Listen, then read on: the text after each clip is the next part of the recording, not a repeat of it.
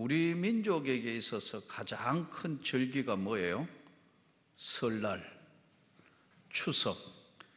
이게 민족의 명절이잖아요.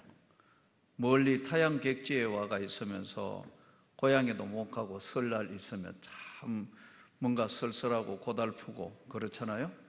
설날, 그리고 또 하나는 추석. 추석인데 전부 이제 뭐 성편 만들고 뭐 이런데, 예? 갈 데 올 데 없는 사람들, 외로운 사람들, 가족이 없는 사람들은 참 쓸쓸하게 보내는데, 우리나라에는 명절이 설, 추석이 있듯이 이스라엘 나라에는 하나님 백성들에게 절기가 3개가 있었습니다. 이 절기는, 예? 반드시 지켜야 하는 것으로서 그것을 성경에 명시해 놓은 거예요. 그래서 좀 이것은 여러분들이 좀 적으시면 좋겠어요. 이스라엘은 3가지 절기가 있었습니다. 이 첫째는 유월절. 첫째 절기를 유월절이라 그러는데 이게 다른 명칭으로 뭐라고 하느냐면 무교절이라 이렇게 했어요. 유월절. 그래서 이게 이제 자꾸 이제 헷갈리는 게, 구약 성경을 읽다가 보면 무교절은 뭐고 유월절은 뭐냐? 또 그리고 7.7절은 뭐고 초막절, 오순절, 수장절, 장막절. 옛날에 우리 지금 쉽게 이야기하면 설날. 그런데 설만 하면 되는데 구정, 추석이면 한마디로 추석인데 한가위 뭐 이래 보니까 헷갈리는 거하고 똑같아요. 제가 이 성경을 읽으면서 보면. 그래서 좀 적으셔서 이제 기억을 하면 좋겠어요. 이스라엘 백성들은 3가지의 절기를, 목숨을 걸고 이 3가지의 절기를 지켰습니다. 유월절의 명칭은 무교절이에요. 무교절, 유월절이에요. 이 유월절은 출애굽 사건을 기념하기 위해서 이 절기를 지키라는 거예요. 히브리 역으로는 우리 달력하고 유대인들 달력은 다릅니다. 히브리 월역은 1월이에요. 1월. 현대의 우리 지금 현대로 보면 양력으로는 3월에서 4월입니다. 이게 히브리 역에 이게 이제 1월에 해당하고 현대로는 한 3월, 4월이 되는데요. 현대적인 의미는 뭐냐면은 이게 무교절이 부활절이에요. 부활절에 해당한다고. 죄와 사망으로부터 영원히 죽을 수밖에 없는 죄인을 구원하신, 바로 이 10가지 재앙을 내릴 때 마지막 재앙이 장자들을 다, 애굽의 장자들을 다 죽이잖아요. 그런데 양의 피를 묻혀놓은 문지방에 있는 것은 죽음의 그림자가 지나가면서 다 살려준다고. 양의 문지방에 바른 피가 바로 예수 그리스도의 속죄의 피를 의미하는 거예요. 이것을 구약의 모형론이라, 신학대학원에서는 이걸 어떻게 가르치냐면 모형론이라고 가르쳐요. 비슷한 거. 또 어떤 게 있죠? 이제 여호수아가 여리고를 보낼 때에 정탐꾼을 보내잖아요. 라합의 질에 뭘 내려놓으냐면 붉은 줄을 내려놓으면 그 안에 있는 사람은 우리 목숨과 같이 지키고 보호한다. 만일 그 안에 있는 사람이 죽거나 하면 우리가 다시 죽음으로 보상할게 약속하는, 이것도 모형론이에요. 십자가 모형론이에요. 자, 그래서 이 지금 유월절은 출애굽 사건을 기념하는데 죄와 사망으로부터 영원히 죽을 수밖에 없는 우리 인생을 주님이 십자가의 보혈의 은혜로 구원해 주신 것처럼 유월절 어린 양을 잡아가지고 그 피를 문지방에 붙여서 그걸 기념해서 끝까지 믿음과 신앙을 지키게 하는 게 유월절이고, 그리고 무교절이라는 절기, 무교절 유월절이라는 이름으로 하고 있는 것이 바로 첫 번째 유대인들이 지키는 거예요. 성지순례 갔을 때 한 번은 이 시기에 한 번 갔는데 아무것도 안 하는 거예요. 아무것도 안 해요. 도시가 멈춰져 있는 도시 같더라고요. 공포를 느낄 만큼 움직이는 사람 아무도 없어요. 이야, 제가 그랬어요. 대단하다. 대단하다. 도시와 그게 멈춰지는 도시 같더라고요. 이만큼 이것은 유월절을 철저히 지키게 하는 겁니다. 바로 출애굽했을 때 죄와 사망과 저주로부터의 구원을 받은 것이 이스라엘 백성들이 첫 번째 지키는 유월절의 의미였습니다. 두 번째 이제 지키는 것이 77절이었어요. 이 77절은 다른 명칭이 맥추절, 우리 맥추 감사절 지키잖아요. 요즘 한국 교회들이 대부분 보면 맥추절은 잘 안 지키는 교회들이 가끔 있어요. 근데 구약적인 의미가 있기 때문에 저희 교회는 지금 하고 있는데, 히브리역, 즉 히브리역 유대인들에게는 이게 언제냐면 3월입니다. 3월에 해당하고 보리와 밀의 수확을 하는 것, 맥추, 보리 맥자잖아요. 맥추 감사절이라. 현대의 달력으로 이야기하면은 5월에서 6월입니다. 5, 6월. 우리나라는 지금 6월 말로 보면서 7월 첫 주를 이걸 지금 이 맥추 감사절로 지금 지키고 있죠. 그래서 77절이라기도 하고 맥추절이라 하고 다른 말로 오순절이라기도 해요. 이때 뭐가 내렸냐 하면 성경에 보면 오순절에 성령이 강림하시다. 강력한 하나님의 성령이 마가다락방에서 내려서 이들이 간절히 기도하다가 성령의 이제 불을 받게 되고 바람같이 불같이 나타난 성령이 교회를 세우게 하신다. 그러니까 교회는 하나님의 성령의 역사로만 강력한 것으로 진행할 수 있고 이기게 해주시고 역사가 나타나요. 누가 재벌이 와가 교회당 지은다고 교회 되는 게 아니에요. 하나님이 후 불면 다 날아가 보고 없는 거예요. 교회는 하나님의 성령이 역사하시고 성령이 지켜주시고 성령이 축복하시고 성령이 함께 하셔야 이루어지는 거예요. 그래서 이게 77절, 맥추절, 오순절이라고도 하고 있는 절기인데, 이 시간이 바로 보리를 거두고 밀을 수확하는 기간으로 알려져 있는 것이 바로 77절인데 반드시 지켰다고 얘기해요. 세 번째는 초막절. 이 초막절을 다른 말로 구약 성경에 보면 수장절 또는 장막절 이렇게 해요. 장막절, 수장절 이러는데 이걸 초막절이라고 공식 명칭을 두고 있어요. 이것은 광야 생활에 대한 기념과 1년간의 고난의 시간들을 보낸 걸 돌아보면 다 하나님의 은혜라 해서 감사로 드리는 절기인데, 히브리역은 유대인들은 이것이 할 때에 5월이에요. 5월이고 현대 양력으로는 9월, 10월이에요. 9, 10월. 이거는 오늘날 의미로는 추수감사절. 모든 추수를 완료하고 이제는 모든 것들을 곡식은 다 종료됐다 하는 의미에서 추수감사절의 의미입니다. 이것이 초막절이고 장막절. 유대인들은 참 재밌어요. 이제 요즘 이 절기 때는 일주일간 뭐 하느냐 하면요, 밖에 텐트 들고 가가지고 광야에다가 텐트 쳐놓고 거기서 밥해 먹고 거기서 있고 기도하고 막 이거 하는 게 이게 이제 초막절인데, 현대 생활은 직장 생활하고 뭐 회사 나가야 되고 뭐 각자 일해야 되니까 광야까지 못 나가잖아요. 그럼 지키긴 지켜야 되잖아요, 이 절기를. 그러니까요, 방 안에 텐트 쳐놨어요.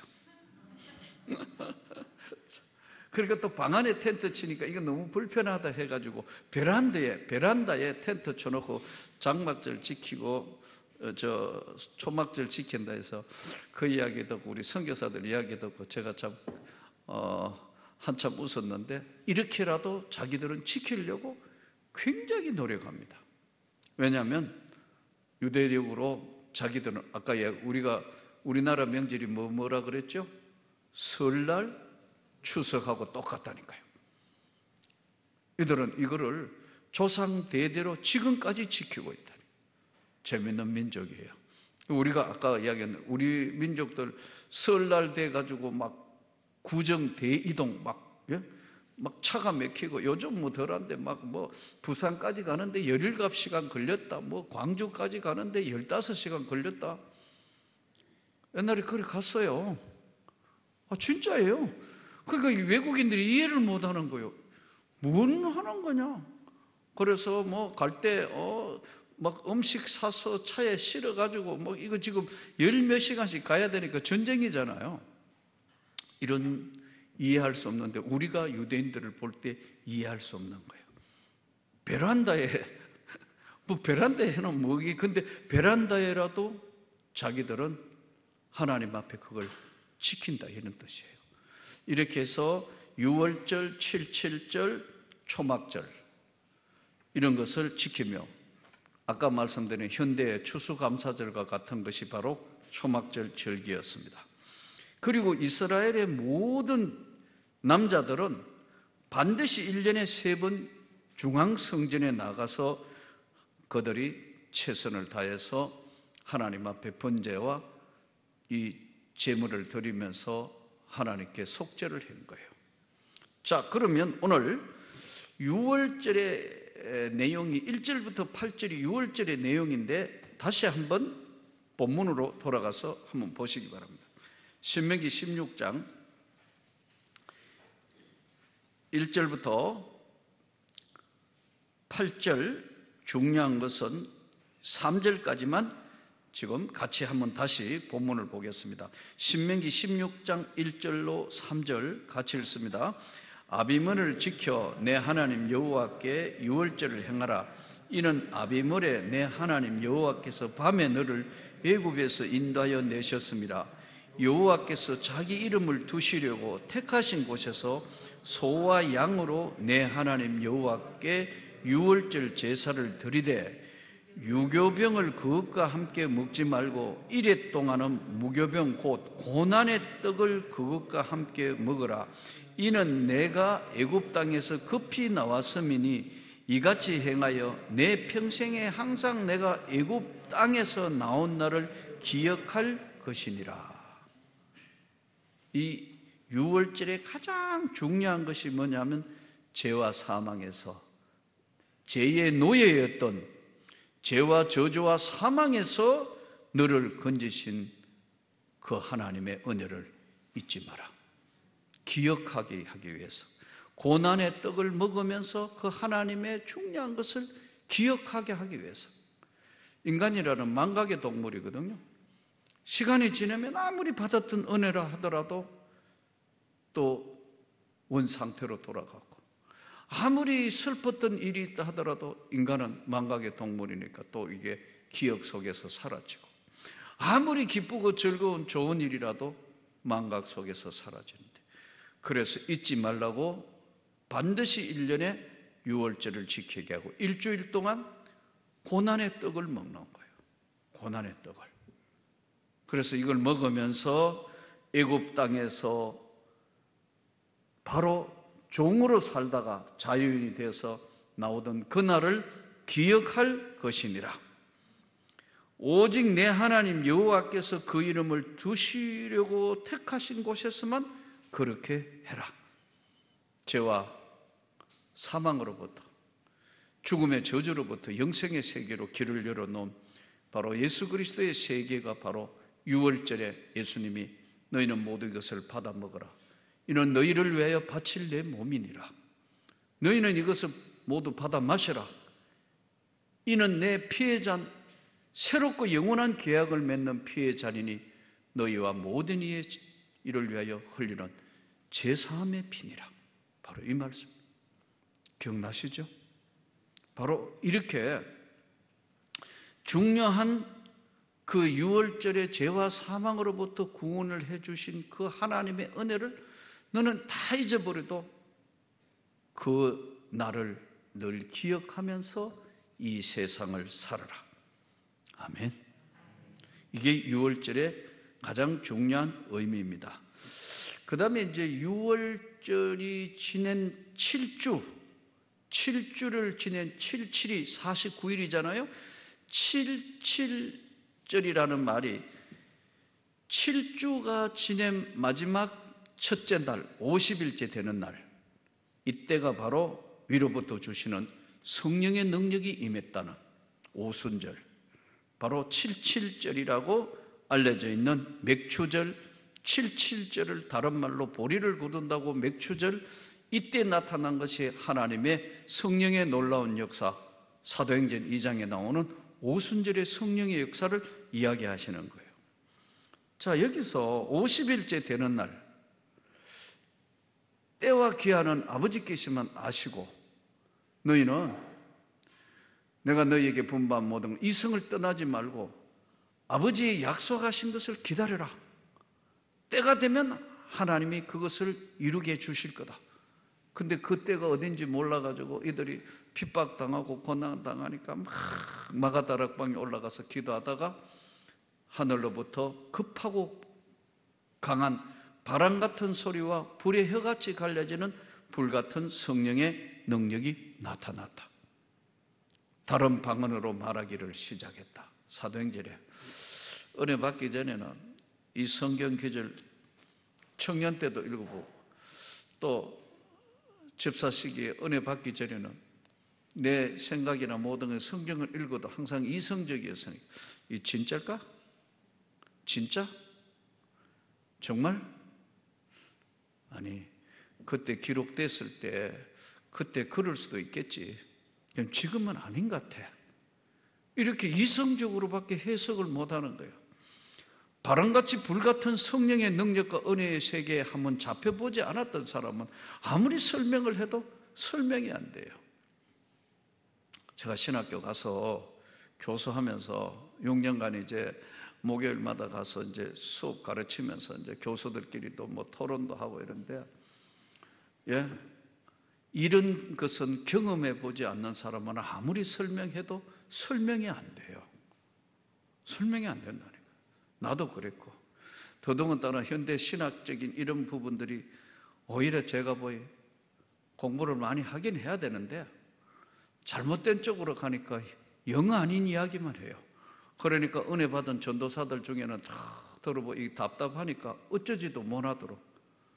그래서 신학교에 성령의 불을 받아가 신학교 갔다가 나올 때는 연기도 안 나오게 되는 거예요. 이게. 오히려 거꾸로 돼버려요. 신학 공부하다가 보니까. 그래서 제가 학교 이제 강의하러 들어가면 그래요. 너희는 누가 뭐래도 은혜 받지 않으면 목회 못하는 거다. 성령의 불을 받아라. 성령의 은혜가 아니면 일생 동안 목회라는 것은 인간적으로밖에 할 수가 없다. 하나님의 응답에 주시하는 겁니다, 여러분. 하나님이 위로부터 주신 은혜를 부어 주셔야 하는 거예요. 자, 여기서 왜 성령에 보면 성령의 역사가 나타났을 때는 다음 세 가지가 나타나요. 그 성령이 오순절에 나타난 성령이 바람같이 불같이라고 그래 나왔잖아요. 그죠? 바람은 뭐예요? 방향을 알 수 없는 거예요. 바람 방향이 어딜지. 바람도 종류가 많지 않습니까? 산들바람도 있고. 근데 급하고 강한 바람은요, 변화를 요구하는 거예요. 그 성령 받으면 변화되게 되어 있어요. 진짜 하나님의 성령을 받으면 인생관도 가치관도 삶도 다 변하게 되어 있다고. 이것이 성경이에요. 바람이 오면 변화되게 되어 있다고. 급하고 강한 바람 같은 성령이 나타났고, 이 성령은 불의 혀같이 갈라지는 성령의 역사가 나타나는 건, 불의 혀같이 갈라졌다는 것은 뭐냐면요, 불은요 가만히 있지 않습니다. 작은 불은 아무것도 아닌 것 같지만 큰 불이 불어서 산불이 나가. 가끔 미국 같은 데 한번 보세요. 캘리포니아 특히 막 산불 나가 하면 진압하는데 어마어마해요. 강원도 옛날에 고성 지역에 우리나라도 산불 났는데, 이 산불이 동네 이쪽하고 도로가 굉장히 넓은 도로인데 이게 어떻게 이쪽 바닷가에 있는 소나무를 다 태웠어요. 그래서 이제 난리가 났어요. 아니 어떻게 여기 산불인데 이 도로가 얼마나 거리가 되는데 이게 어떻게 불이 이쪽으로 번지느냐. 바람이 불면요 산불이 옮겨 붙는 게 70m를 뛰어넘어요. 여기서 막 산불 나가 있는데 바람이 확 불면 이 불이 휘어지면서 뛰어넘어가는 게 70m씩 뛰어 점프를 해요. 무섭습니다, 여러분. 그래서 산불 나는 것처럼 이게 은혜도 확 나타나는 거예요. 바람같이 불같이. 이건 뭐냐면 전파력을 이야기하는 거예요. 바람은 변화, 불같은 성령은 전파가 되는 거예요. 우리나라에 요즘 제가 지금 읽고 있는 책 중에 한국 기독교 역사와 쇠퇴해가는 기독교의 오늘의 문제점이라는 책으로 프린스턴 나온 교수며 목회자가 쓴 글을 지금 한 3분의 2 정도 읽었는데 공감하는 게 참 많아요. 저는 깜짝 놀란 게 우리나라의 민족운동, 독립운동했던 김구 선생님이 그렇게 열심히 청년 때 그렇게 열심히 신앙을 가졌다는 거 처음 알았어요. 그 책을 통해서. 아, 그렇구나. 이분이 민족운동을 하게 된 게 그냥 그런 게 아니구나. 근데 평양 장대영 교회에서 하고 평양에서 막 그 은혜 받아가지고 이제 한국 지금 오늘날 서울에 내려와가는 장로교인이었는데 나중에 감리교인이 됐더라고요. 그거는 이분도 글을 쓰면서 왜 이렇게 된지는 잘 모르겠다. 김구 선생님 하신 이야기 중에 재밌는 이야기를 해요. 경찰서 몇 개 세우는 것보다 교회 세우는 게 훨씬 낫다. 그런 이야기를 평소에 하셨다고 그래요. 근데 어떻게 이제 참 여러 가지로 이제 뭐 내용들이 쭉 한국 교회사부터 시작해서 한국 교회에 가야 될 방향이라든가 여러 가지 참 논문 형태면서도 상당히 이제 이 한국 교회 전체의 어떤 방향타를 정하는 건데 미국의 프린스턴 공부를 하신 분이니까 참 훌륭한 분인데 책을 읽으면서 참 그러면서 성령의 역사에 갈 방향도 상당히 지적이면서 날카롭게 지적을 했더라고요. 자, 여기서 하나님께서 이 오순절 77절, 이 오순절 77절에 맥추절이라 하는 이 오순절에 부으신 성령이 가만히 있는 게 아니에요. 성령은 움직이시는 거예요. 활동하시는 거예요. 그래서 요한계시록에도 보면은요, 처음에 사도 바울과 그들이 복음을 전했을 때 갈라디아, 갑바도기아, 우리가 지금 소아시아 7교회를 다녀봤잖아요. 터키에 가서 에베소 교회부터 스모나 교회, 두아디라 교회, 필라델피아 교회, 에스보 두사빌라 7교회를 다 돌아보고 지난번에도 성지순례 가서 다 돌아보면서 지금 교회당이 제대로 있는 게 스무나 교회밖에 없잖아요. 나머지는 다 기둥만 남았단 말이에요. 왜 안 가보니까 뭐 이게 갔다 오신 분들은 이야기가 되니까 뭐 고개를 끄덕 안 가보니까 어쩔 수 없어요. 그러니까 가봐야 된다니까요. 아멘을 크게 해야 가는 거예요. 안 그러면 평생에 돈 때문에 못 가고 바빠 못 가고 그 다 중단하고 가는 거예요. 사실은 갔다 오가 그 다음 내일 어떻게 될 값이라도 일단 갔다 와야 되는. 어떤 우리 권사님 한 분은 갔다 와가 직장 잘렸다더라고. 그래서 참 갔다 오고 직장 잘리고 은혜는 안 되고 하나님 이게 무슨 일입니까? 그런데 목사님 시원하게 잘렸습니다 하더라고요. 아이고 참 듣기 민망해가 그랬는데 얼마 있다가 더 좋은데 직장이 나왔더라고요. 하나님이 그렇게 하시는 거니까요. 그만큼 용기를 내가지고 이제 다녀오신 거예요. 그런데 왜 그렇게 됐을까요? 성령의 역사는 움직이는 역사거든요. 그러니까 요한계시록에도 이렇게 기록되어 있어요. 성교회에 귀 있는 자는 들으라. 성령이 교회에게 하는 말씀을 들을지어다. 귀가 없는 사람이 어디 있어요? 그런데 하나님의 성령의 말씀에 귀를 들을 수 있는 자는 들으라는 거예요. 그런데 결국은 그 하나님의 말씀을 듣지 않으니까 지금 터키가 어떻게 됐나요? 소아시아 지역이 다 이슬람 됐어요. 이슬람 됐다니까요. 그 지금 계속해서 이슬람 쪽으로 계속 넘어오는데 지금 유럽도 이슬람을 막는 여러 장치들이 있긴 하지만 지금 우리가 파송한 불가리아의 김주신 선교사 역할을 하는 게 지금 이슬람 막는 거예요. 사실은 대단한 역할을 하는 거예요. 거기 지금 우리 지금 불가리아에 세운 지금 교회가 신학교가 역할하는 게 78개 교회를 관할하고 있어요. 우리가 이 한 교회가 78개를 관할하고 있다니까요. 그러니까 가봐야 된다니까요. 얼마나 큰 엄청난 일을 지금 벌리고 하고 있는가. 그냥 뭐 선교비만 드리고 그냥 하고 기도 이런 정도로 앞으로 해서는 안 되고, 우리도 쫓아가고 기도하고 그들을 붙들고 하고 뭔가 역사가 나타나고 이렇게 해야 된다니 앞으로. 아멘. 이게 주의 일이고 하나님의 나라를 지키는 거예요. 그래서 나가 볼 때는 답답한 거예요. 이래가 안 되는데. 예. 영국 같은 데 보면 지금 마약쟁이들, 알코올 중독자 청년들 붙들고 기도하고 데려오고 막 전쟁이에요, 전쟁. 예. 그래서 하나님께서 우리와 함께 하시고 은혜를 베푸시는데, 지금 인도에는 한 주에 지금 뭐 하루에 어떨 때 40만 명씩 지금 코로나 지금 사람들이 뭐 엄청나게 걸리가 수많은 사람들이 죽어가는 거 지금 뉴스에 듣고 계시잖아요. 그래서 걱정돼서 이렇게 해보니까 우리가 지금 거기 교회를 3개나 세웠고 노회에서 하나 세우고 지금 4개의 교회를 세워놨는데 그 중에 하나가 신학교예요. 전도사들 또 목사님들이 있는데, 사실은 뭐 이 사람들이 전도사 목사님이라는 수준으로 보면 우리 선교사들이 강의를 해서 시간이 지나서 목사 안수를 주고 전도사를 했으니까요, 사실은 좀 신학적으로 열악해요. 그래서 할 수 없이 우리 동기 이제 선교사들하고 거기 있는 선교사들한테 한 사람만 가가 하면 안 되니까 과목별로 이렇게 해서 이제 계속 교육을 몇 년 해서 전도사로, 그리고 이제 신학교 세워놨는데, 하나는 이제 그래도 숙식할 수 있고 가르칠 수 있는 장소 같아요.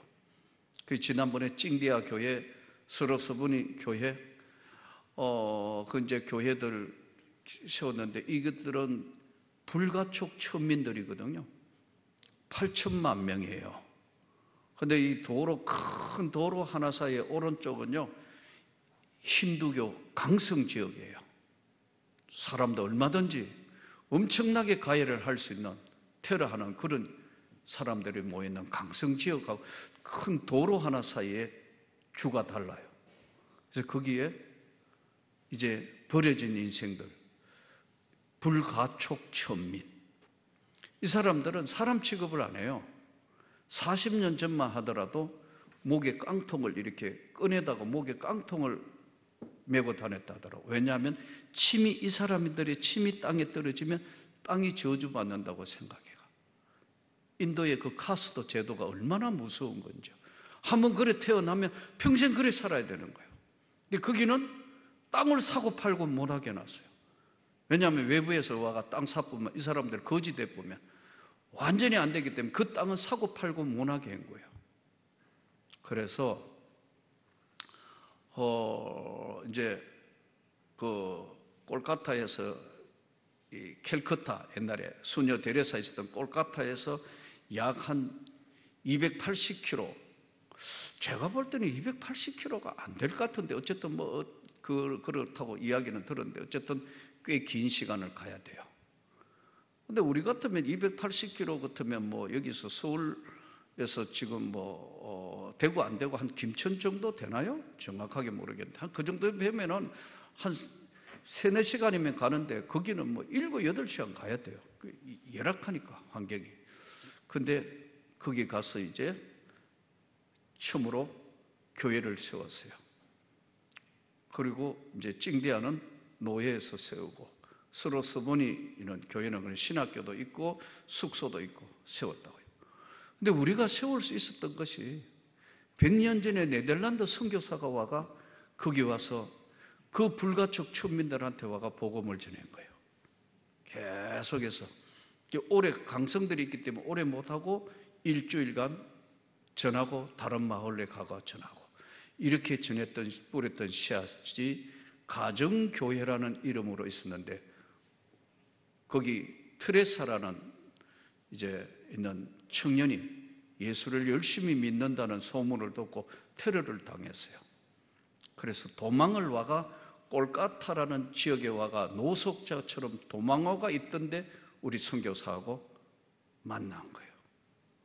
그래서 목사님 오보시라 해가 만나서 트레사하고 이야기를 해보니까 트레사가 자기가 자기 마을에 교회가 세워지도록 20년을 패스터를 기도를 했는데 드디어 교회가 세워지게 됐다. 그 처음 이제 교회를 세운 거예요. 저희 교회가 거기 처음 교회를 세운 거예요. 그래서 지난번에 우리 선교 현장에 있던 박강재 장로하고 이렇게 와가 쭉 해가지고 이제 돼지고기 뭐 이렇게 해가지고 그 인도 사람들은 카레를 좋아하잖아요. 이제 해가 쭉 임시 그 천막처럼 동네 잔치를 했는데 사람들이 그걸 막 먹으려고 줄을 서 있는 거 보고 우리 박강재 장로님은 하도 신기하니까 먹는 거 쳐다보다가 자기는 굶었어요. 하도 신기하니까 눈물도 나고. 그래서 이 사람들이 이제 그렇게 세워놨는데 지금 그 마을도 이게 전부 코로나가 설고 지나간 거예요. 이번에 이제 보고를 들어봐요. 그래서 걱정돼서 어떻게 됐냐 물어봤더니 다행히 그쪽에 교인들도 그리고 전도사님들도 목회자들도 다 했는데 다행히 한 명도 사망한 사람이 없다. 하나님의 은혜 같아요. 그래서 지금 이제 잘 지금 버티고 성장하고 있는 것이니까요. 이렇게 하나님은 자기 일을 위해서 뭔가를 계속해서 그 에너지를 뿜어대는, 그래서 이게 선교가요 지금 우리가 하고 있는 게 그냥 하는 것 같지만 소아시아에 갔다가 소아시아에 문이 닫히고 복음이 안 되니까 하나님은 드디어 이 복음을 유럽으로 끌고 들어가신 거예요. 이 터키가 가보면 실제로 가보면 유럽과 아시아가 붙어 있거든요 이게. 그런데 아시아로 가려 하다가 성경에 비두니아에서 본 것처럼 다시 돌아와가지고 유럽으로 건너가서 유럽의 복음이 전하심으로 로마서, 영국, 독일, 그러면서 이게 유럽이 먼저 복음화돼서 복음화되니까 성경이 들어가고 하나님 말씀이 들어가면 축복이 함께 가는 거예요. 그 다음에 이제 유럽이 최고의 때 청교도들이 미국 건너가요. 미국이 세계 최강의 나라가 됐다고. 캐나다, 미국. 지금도 어쨌든 미국이 지금 세계의 가장 강력한 국가인 거는 모두가 인정하잖아요. 이 복음이 들어간다고. 복음이 다 막히면 죽음과 흉년과 고통이 있다. 지금 북한 보세요. 휴전선 꺼놓고 하나는 지금 흑암의 땅이 된 거 아니에요. 우리 남쪽에는 지금 하나님의 은혜로 이만큼 지금 10대 교육국도 되고 이렇다고 이게. 복음이 가는 곳은 그래요. 중국에요? 저 지금 제가 보는 목회자로서 보는 중국은요, 복음이 들어가가지고 지금 처소교회, 소위 처소교회하고, 그 다음에 이제 지금 밖으로 드러난 교회, 밖으로 드러나지 않는 교회들, 지금 중국 아무리 안 잡아도 1억 5천 명이 예수 믿는다고 보고했어요. 엄청납니다, 여러분. 보면 앞에 나타나 있는 이런 교회들, 옛날에 우리 총신에 공부하러 왔는데 제가 물어봤어요. 이게 지금 너희 교회 얼마나 모이냐? 5천 명. 연수하러 왔는 사람들 얼마 모이냐? 3천 명.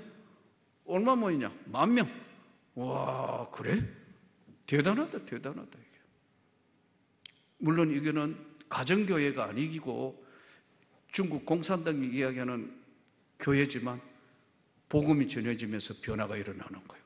지금의 내 나라하고는 달라서요, 중국 공산당이지만요, 복음은 명확하게 제시된다 하더라고요. 희망이 있어요. 중국이 이제 완전히 체제만 바뀌면은 지금 중국이 축복을 받는 이유가 바로 나는 복음 때문에 축복을 받는다고 믿습니다. 달라지고 있거든. 성령은 움직이시는 거거든요. 그런데 이제 이 성령이 임하면 성령이 주시는 것이 세 가지인데 아까 이야기한 능력, 새 힘, 하나는 지혜예요. 지혜를 주신다고. 성령이 깨닫게 하신다고요. 그 성령의 역사에 가장 중요한 건 깨닫게 하시는 거예요. 아, 이게 이렇게 되는 것이구나. 아, 이렇게 흘러가는 것이구나. 깨닫게 하는 거예요. 그러니까 우리 모두에게 가장 필요한 것이 지혜예요. 하나님의 지혜란 말이에요. 저는 이 하나님의 지혜가 충만하기를 축복합니다. 저는 삶 자체가 지금 아무리 생각해도 드라마틱한 삶을 살았던 것 같아요. 어쨌든 젊은 날 선생하다가 안 되겠다, 이게 돈을 벌여야 되겠다 해서 해외를 나갔다가 이제 다시 한국에 돌아가 시골 학교에 갔어요. 사람은 세계관이 넓으면 넓은 걸 생각해요. 시골하고 서울하고 차이가 뭐예요? 시골은요, 너긋너긋하게 걸어 다니도 괜찮아요. 근데 서울은 너긋너긋하게 다니면 전철 다 가쁘고 없어요. 빨리빨리 움직이고, 빨리빨리 움직이고, 뭐 생각도 빨리 하고, 밥도 빨리 움직이는데, 시골은 뭐 너긋하게 하늘 보고, 땅 보고, 뭐 여기 돌아봤자 동네 한 바퀴잖아요, 이게요. 그러니까 그 1년만 살아야 되는데, 한 5년 사니까 나도 시골 뛰게 되더라고, 이게. 근데 이제 한 번은 학교에서 가 있었는데, 시골 학교에 또 가 있으니까, 이 교육청하고 버스가 1시간에 버스 한 대 가는 거예요. 비포장. 근데 갑자기 이 장학사가 나와가 장학 검열을 한다고 빨리 교육청으로 빨리 서류 다 가져오라 하는데 난리가 난 거예요. 차가 없는 거예요. 그러면 쉽게 미운털이 박히는 거니까 교장 선생님이 뭐 어쩔 줄을 모르는 거예요. 근데 우리 학교에는 유일하게 교장차밖에 없어요. 그때가 1982년도인데 아무도 없으니까. 근데 교장 선생님 차가, 제가 차가 나쁘다고 이야기하는 게 아닙니다. 오해하면 안 됩니다. 불이사라고 있었어요. 불이사. 불이사 차가 있는데 교장 선생님 지금 뭐 어디 가가 계시고 안 되니까 서무과하고 전부 다 해가지고 빨리 서류 가져오라고 교육청이 난리 났다는데 차는 있는데 아무도 갈 사람이 없는데 학교에는 딱 불이사 차 한 대 있는데 막 직원들이 교무과, 서무과하고 풀쩍풀쩍 뛰고 있어요. 왜 그러냐 물으니까 지금 교육청 가야 되는데 노선버스는 그렇고 서류 가져가야 되는데 난리가 났대요. 그래서 내가 찾겨주라고. 그러니까 뭐라 하냐면요, 운전면허증인데요. 내가 여러분 79년도 면허증입니다. 여러분 해외 가기 위해서는 운전을 해야 해외 가잖아요. 그때만 해도 면허증 있는 사람도 잘 없는 거예요. 시골 학교에는 없어요. 더더군다나 운전할 줄 아느냐요. 속으로 무슨 소리 하는 거야, 해외에 가서. 그래서 받아가지고 불이사 차를 몰고 운동장에서 나가니까 막 학교 선생님들이 창문에 다 내려보고요, 학생들 보고 야, 차 몰고 간다 선생님. 세상에, 지금 그런데 아무도 없잖아요. 40년 전에 그랬다고. 지금 40년 전에 그랬다고요. 차 몰고 막 교육청에 차 몰고 들어가가 서류해가 주니까요, 교육청 직원이 또 놀라는 거예요. 선생님이 차 몰고 오니까. 그때는 겨우 있는 게 오토바이예요. 세상에 이만큼 달려. 그래서 1년 있다가 가야 되는데 이거 돈 버리는 것도 아니고 여기 내가 왜 있지? 매일 그러면서 지금 생각하니까 하나님 붙들어 놓고 성령을 받아 하나님의 일을 시기 위해서 하는 건데, 그러니까 사람이 보는 세계관이 좁아지는 거예요. 아니 뭐 젊은 날 30대에 해외 비행기를 타고 나가가지고 막 이렇게 살다가 갑자기 시골 학교로 가니까 한 몇 년 뒤에 눈에 이렇게 안에 들어오더라고. 그래서 겨우 연구한 게 안 되겠다, 시골에 땅을 좀 사가지고 둘째 형이 뭐 좀 이야기하고 셋째 형은 또 은행에 있으니까 좀 뭐 이야기해서 돈을 빌려가지고 진보에 뒤산을 사가지고 단석류 나무라고 있어요. 이란에 가면은 큰 석류가 있어요. 석류. 이 단석류인데 이거 먹으면 대단한 맛있는 게 있는데 기후 검사를 해보라니까 좀 맞다 하더라고. 그래서 제가 단석류를, 야산을 사가지고 단석류를 심어야 되겠다. 그래가지고 우리 집 사람 보고, 여보, 여기 산을 사가지고 이렇게 해가지고 단석류 나무를 심어야 되겠다. 우리 집 사람이 지정신이요? 지금 뭐나 소리를 하느냐고, 지금 여기 평생 살 거냐고 막 하는 바람에 없던 거로 해버려요.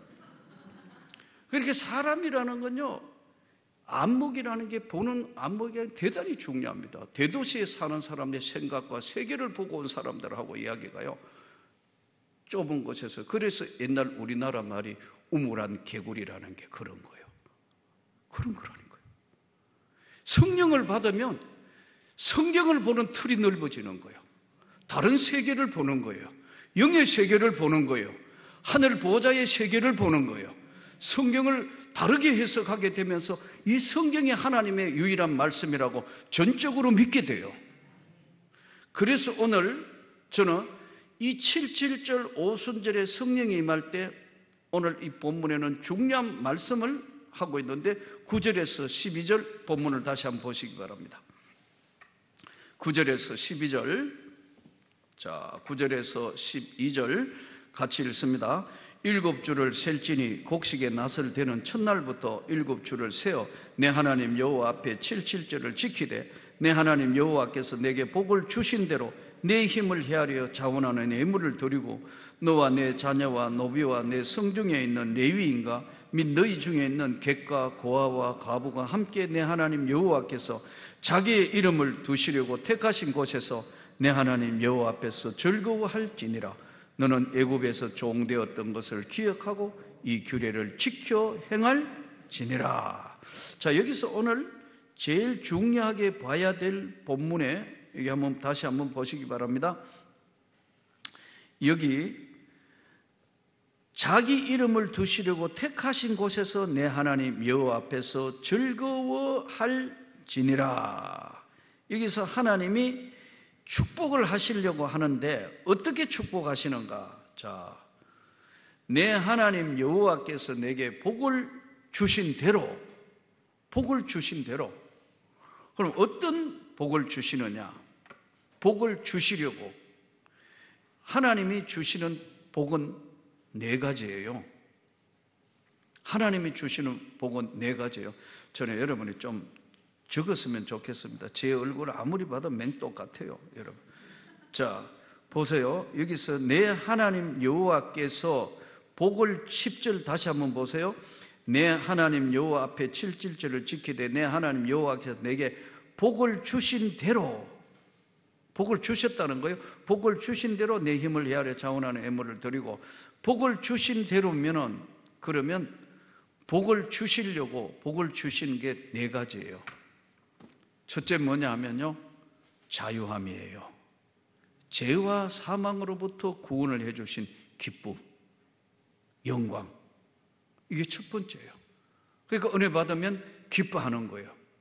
두 번째, 하나님이 내게 복을 주신 대로 복을 주시려고, 어떤 복을 주시느냐?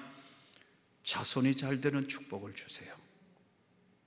그러니까 우리가 아무리 그래도 우리 자녀들이 잘 돼야 되잖아요. 우리도 잘 돼야 되지만 우리 자녀들이 복을 받도록 하나님께서 너에게 복을 주시려고 자손의 축복. 세 번째가 뭐냐면 강건한 축복이에요. 저는 이 축복이 우리 모두에게 임하기를 축복합니다. 네 번째는 평안이에요. 평안.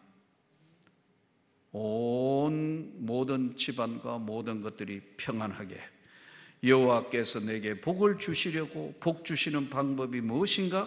복을 주시는데 어떤 복? 자유함, 기쁨, 자손 후대가 복이 있으리로다. 그리고 강건한 은혜, 그리고 하나님께서 형통하게, 하나님이 평안함의 축복을 주신다. 자, 여기서 하나님 앞에 우리가 이 받은 은혜를 끝까지 잘해서 그 하나님께 우리 삶이 영광이 되기를 축복합니다. 그래서 오늘 또 이 땅에 사는 삶에 하나님의 영광을 구하고 또 하나님 앞에 기도하고, 저는 오늘 신명기 16장을 쭉 보면서 이런 것을 깨닫게 하세요. 하나님은 고난을 주시되 또는 어려움을 주시되 반드시 피할 길도 주신다. 요 근래는 정말 너무너무 성윤이가 4살인데 세상에 사실 4살짜리가 간암이 됐는데, 이거 정말 말이 안 되는 거잖아요. 어떻게 4살짜리가 간암이에요.